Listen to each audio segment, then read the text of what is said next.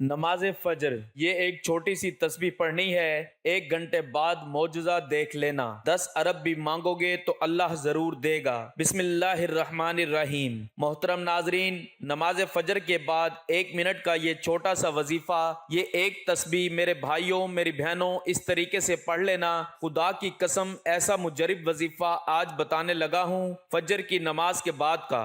फजर की नमाज सुकून से अदा कर लो और फौरन जाए नमाज पर बैठे बैठे कोशिश करना उसी वक्त कर लेना जो आपको ये अमल बताऊंगा। मेरे भाइयों मेरी बहनों, अपनी जिंदगी में सिर्फ एक मर्तबा आज अपने पूरे दिल से आपको वो मुजरिब किताब से ये वजीफा बताने लगा हूँ। ये वो वजीफा है कि तकदीर के बंद ताले 2 घंटे के अंदर अंदर अल्लाह पाक ने चाहा तो खुल जाएंगे। किस्मत में इतनी दौलत आएगी, इतना पैसा आएगा कि आप लोगों की अकल हैरान रह जाएगी। ये वो तस्बीह है जिसमें 2 वज़ाइफ मिला के छोटा सा एक अमल करना है। इतना छोटा और आसान वजीफा आपने अपनी पूरी जिंदगी में शायद ना किया हो। मर्द और ख़वातीन दोनों ये वजीफा पढ़ सकते हैं। अगर मेरी बहनें माली तौर पर बहुत परेशान हैं, कर्जों में डूबी हुई हैं, आप लोग खुद मुझे बताएं कितने लोग ऐसे हैं जो परेशानी में हैं, तंग दस्ती में हैं। फजर की नमाज जैसे ही तमाम मेरी बहन भाई पूरी दुनिया में, आपके मुल्क में, आपके शहर में आप लोग जब फजर की नमाज अदा कर लो, मेरे भाई अगर मस्जिद में नमाज पढ़ें तो वहीं वजीफा पढ़ लें। मस्जिद में अगर घर में फजर की नमाज पढ़ते हैं तो नमाज जैसे ही मुकम्मल हो जाए फौरन ये वजीफा कोशिश करना जाए नमाज पे बैठे बैठे पढ़ लेना। अगर जाए नमाज पर बैठे बैठे ना पढ़ सको तो आपके पास वक्त मौजूद है, आधे या 1 घंटे के अंदर अंदर भी आप लोग पढ़ सकते हो। मेरी बहनें भी इसी तरीके से नमाज फजर जब अदा कर लें तो फिर उसके बाद आप लोग ये वजीफा फौरन पढ़ लेना।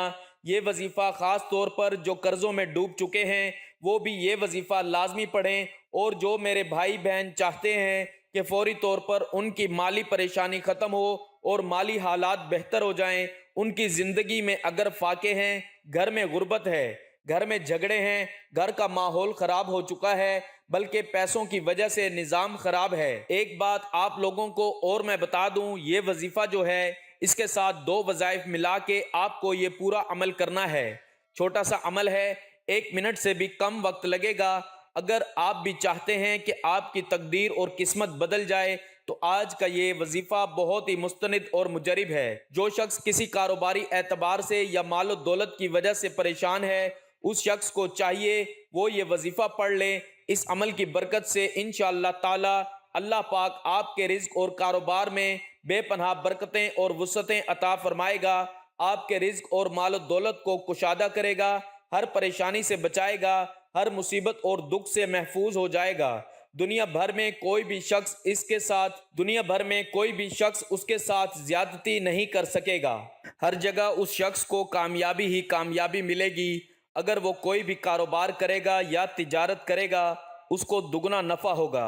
यानी अगर वो शख्स मट्टी में हाथ डालेगा तो वो भी सोना बन जाएगी। अगर आपने ये वजीफा हमारे बताए गए तरीके के मुताबिक मुकम्मल किया तो यकीन मानिए कि इंशाअल्लाह ताला अल्लाह पाक आपको इतना रिज्क अता फरमाएगा कि आपकी जान पहचान के लोग आप पे रश्क करेंगे। जब आप इस अमल को खुद ही करेंगे तो इंशाअल्लाह ताला अल्लाह पाक के फजल करम से आपको भी यकीन हो जाएगा और फिर आप खुद भी ये वजीफा करेंगे, दूसरे लोगों को भी बताएंगे कि मुझे इस वजीफे ने माला माल कर दिया है और अब अल्लाह ताला ने मुझ पर इतना करम किया है और मेरा रिज्क मेरे लिए बहुत कुशादा फरमा दिया है। आपने ये वजीफा सिर्फ और सिर्फ अल्लाह पाक की ज़ात पर ही कामिल यकीन करते हुए करना है। फिर जब आप लोग ये वजीफा कर लोगे तो आप खुद ही अपनी आंखों से मौजज़ा देखोगे। बेशक आपकी नौकरी के मसाइल, दौलत या रुपए पैसों के मसाइल हों या घर में रिश्तों के मसाइल हैं और घर में बेटियां जवान बैठी हैं और किसी जगह से उनका रिश्ता नहीं हो रहा, यह वजीफा इतना मुजरिब और मुस्तनिद है कि इंशाअल्लाह ताला फौरी असर करेगा। امید کے دیے روشن کرنا اور روشن رکھنا قرآن پاک کا امتیازی وصف ہے۔ دنیا بھر میں قرآن پاک کے سوا کوئی کتاب ایسی نہیں جس میں انسانوں کو ہر حال میں امید کا دامن ہاتھ میں رکھنے اور کسی بھی مشکل میں مایوس نہ ہونے کی تعلیم و ترغیب دی گئی ہو۔ قرآن کریم اپنے پیروکاروں کو خوشی، غمی، تنگ دستی، خوشحالی، پریشانی اور ہر حال میں پرسکون رہنے کا درس دیتا ہے۔ قرآن پاک اپنے ماننے والوں کو ان کے تمام مسائل کے حل پیش کرتا ہے۔ قرآن پاک میں سورۃ الزمر ہی بطور مثال کافی ہے۔ اللہ تعالیٰ نے اس آیت کریمہ میں انسانوں کے سامنے رحم دلی، شادمانی اور امید کے تمام در کھول دیے ہیں۔ ارشاد الہی کا مفہوم ہے، اے نبی کہہ دو کہ اے میرے بندو، جنہوں نے اپنے اوپر زیادتی کی ہے وہ اللہ کی رحمت سے مایوس نہ ہوں۔ یقیناً اللہ تعالیٰ سارے گناہ معاف کر دیتا ہے، وہ بہت زیادہ مغفرت کرنے والا اور بڑا مہربان ہے۔ یہ آیت کریمہ ان لوگوں کے لیے امید کا پیغام ہے جو خون ریزی، بدکاری، چوری، راہزنی اور دیگر بڑے سخت گناہ کرنے کے باعث مایوس ہو گئے ہوں۔ ان کے ذہنوں میں یہ بات جا گزری ہو گئی ہے کہ اب ان کے قصور کبھی معاف نہ ہوں گے۔ اللہ تعالیٰ ان سے کہہ رہا ہے کہ تم لوگ اللہ کی رحمت سے مایوس نہ ہو۔ اگر تم یہ سب کچھ کرنے کے باوجود اپنے کیے پر نادم ہو جاؤ اور اپنے رب کے تابعدار بن جاؤ تو سارے قصور معاف ہو جائیں گے۔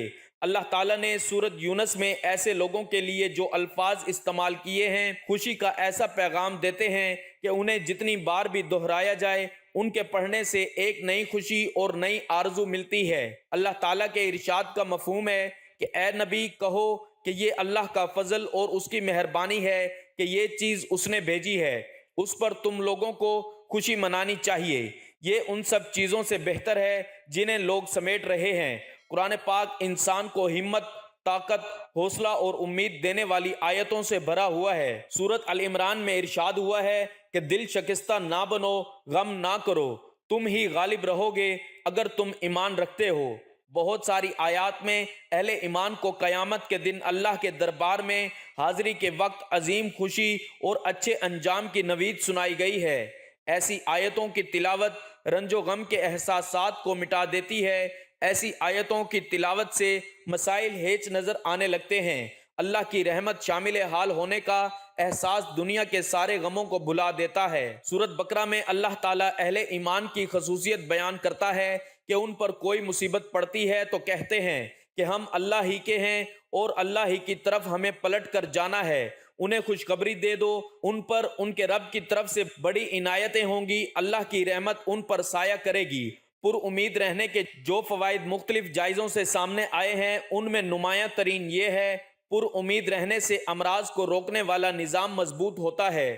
پر امید انسان مناسب فیصلے کرتا ہے اور مشکل حالات کا مقابلہ اچھی طرح سے کر لیتا ہے۔ ایسا انسان ہر دل عزیز ہوتا ہے اور سماجی تعلقات میں زیادہ لچک دار ہوتا ہے اور ملنے جلنے والوں کے ساتھ آسانی سے گھل مل جاتا ہے، اور امیدی سے خوشی ملتی ہے اور امیدی سے دماغ کو آرام ملتا ہے۔ پر امید رہنا ایمان کا حصہ ہے۔ مومن رب کی رحمت سوچ کر خوش رہتا ہے۔ مایوس انسان ناقص الایمان ہوتا ہے، ہر وقت منفی سوچ کے باعث مشکل میں پڑا رہتا ہے۔ سیدنا یعقوب علیہ السلام کا واقعہ یاد کیجئے کہ وہ ایک بیٹے کو درندے کے ہاتھوں ہلاکت کی کہانی سننے اور دوسرے بیٹے پر چوری کی واردات میں قید ہونے کا دعویٰ سننے کے باوجود مایوس نہیں ہوئے۔ پیغمبر اسلام پر امید رہنا پسند کیا کرتے تھے۔ پیغمبر اسلام محمد مصطفیٰ صلی اللہ علیہ وآلہ وسلم ہمیشہ پر امید رہتے تھے۔ وہ ہمیشہ نوید سنانے کا اہتمام کیا کرتے تھے، اپنے ساتھیوں کو اگر مگر کے چکر میں پڑنے سے روکتے اور فرماتے کہ اگر مگر شیطان کے در کھولتا ہے۔ رسول کریم اپنے صحابہ رضی اللہ تعالیٰ عنہ کو یہ درس دیتے تھے کہ جب تمہارے سامنے کوئی نامناسب واقعہ ہو جائے تو یہ کہا کرو تقدیر میں یہی تھا، اللہ کی مشیت یہی تھی، اس نے جو چاہا کیا۔ اس لیے ہمیں بھی ہمیشہ پر امید رہنا چاہیے اور مایوس نہیں ہونا چاہیے۔ حالات جتنے بھی مشکل ہوں اللہ پہ بھروسہ رکھنا چاہیے اور اس سے اچھے کی امید رکھنی چاہیے۔ انشاءاللہ وہ آپ کو ضرور عطا کر دے گا اور آپ کے تمام مسائل بھی حل کر دے گا۔ امید زندگی کے سفر میں کبھی ایسے موڑ بھی آتے ہیں جب انسان امید اور نا امیدی کے دوراہے پر آ کر کھڑا ہوتا ہے۔ امید اور نا امیدی کا دورہ جہاں ایک ہستی کے ہونے کا احساس اور یقین ہوتا ہے، جس کے پاس کن کی طاقت ہے، جس کا ایک اشارہ انہونی کو ہونی میں بدل دیتا ہے۔ امید اللہ پر یقین ہے، نا امیدی اللہ کا انکار، نا امیدی کو کفر کہا گیا ہے۔ حضرت یعقوب علیہ السلام نے اپنے بیٹوں کو حضرت یوسف علیہ السلام کی تلاش پر روانہ کرتے وقت فرمایا تھا، خدا کی رحمت سے نا امید نہ ہونا، خدا کی رحمت سے صرف کافر نا امید ہوتے ہیں۔ سورۃ یوسف آیت نمبر 87۔ اللہ کی طرف سے دیکھ کر امید پیدا ہوتی ہے، دنیا کی طرف دیکھ کر نا امیدی، بس امید اور نا امیدی کے بیچ ہی اللہ ہے۔ آپ اپنے رب پر امید رکھتے ہوئے یہ وظیفہ کرنا، انشاءاللہ وہ آپ کے تمام مسائل حل کر دے گا۔ یہ عمل تو آپ لوگ کر لو گے، لیکن آپ لوگ اگر رزق اور پیسوں کے لیے یہ وظیفہ پڑھ رہے ہو تو آپ لوگ لازمی پڑھو۔ اس کے علاوہ اگر آپ لوگوں کے کوئی اور مسائل ہیں، مثال کے طور پر آپ لوگوں میں کئی ایسے میرے بہن بھائی ہیں بے اولاد ہیں، کچھ ایسے بیمار ہیں جن کی بیماریوں کا علاج ڈاکٹر کو بھی سمجھ نہیں آتا، ڈاکٹر بھی جواب دے جاتے ہیں، تو وہ اپنی تمام بیماریوں کے لیے بھی یہ وظیفہ پڑھیں۔ ذہنی بیماری ہو، جسمانی بیماری ہو، نفسیاتی بیماری ہو، روحانی مسائل ہوں، جو آپ کو عمل لگتا ہو، بندش ہو، جادو کے اثرات ہوں، کچھ بھی ہو، آپ لوگ یہ وظیفہ پڑھ لیں۔ یہ وظیفہ ایسا ہے کہ آپ کے اوپر اگر بڑی سے بڑی کسی کی بد نظر ہے تو وہ بد نظر بھی اللہ پاک کے حکم سے ختم ہو جائے گی۔ آپ پر بندشیں ہیں تو بندشیں بھی ختم ہو جائیں گی، آپ پر جادو کے اثرات ہیں تو وہ بھی ختم ہو جائیں گے، اور غیب سے آپ کے لیے رزق کے دروازے ایسے کھلیں گے، فوری طور پر آپ دیکھیں گے کہ ایسے اسباب بن جائیں گے کہ آپ لوگ خود حیران رہ جاؤ گے، خود پریشان ہو جاؤ گے کہ یہ آخر اتنی دولت اور پیسہ اچانک برسنا کہاں سے شروع ہو گیا ہے۔ تو نا امید نہ ہو، آپ لوگ یہ وظیفہ فجر کی نماز کے بعد اللہ پاک کی ذات پر یقین کرتے ہوئے، اللہ پاک کی ذات پر بھروسہ کرتے ہوئے آپ کو یہ وظیفہ پڑھنا ہے۔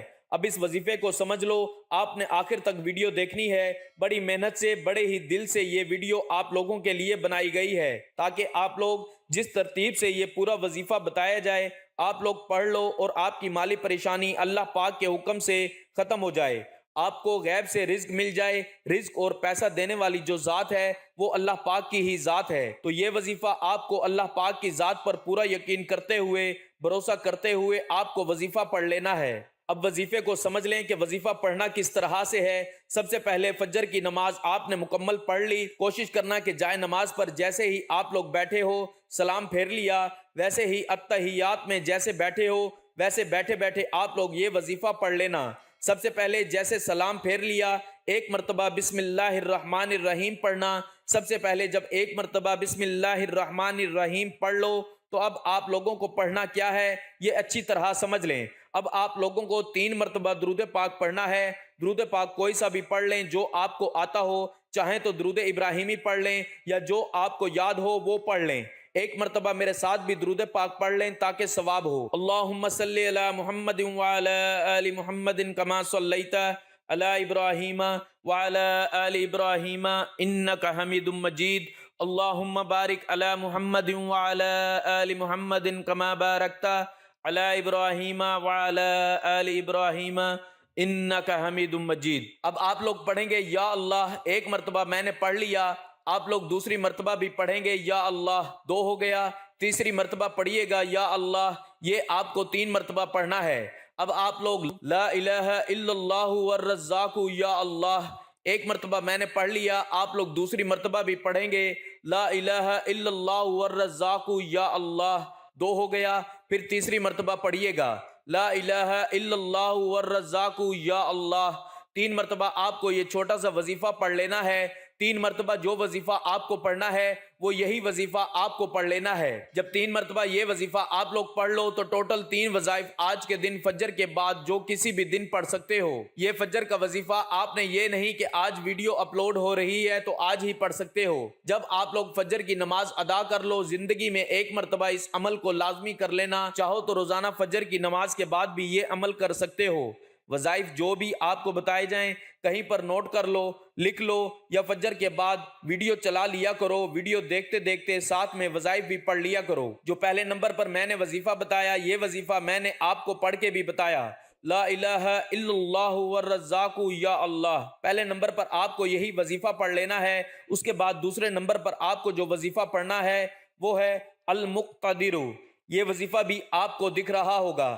اسی طریقے سے آپ لوگ یہ وظیفہ صرف 7 مرتبہ پڑھ لیجئے گا۔ جب 7 مرتبہ المقتدرو کا وظیفہ پڑھ لو۔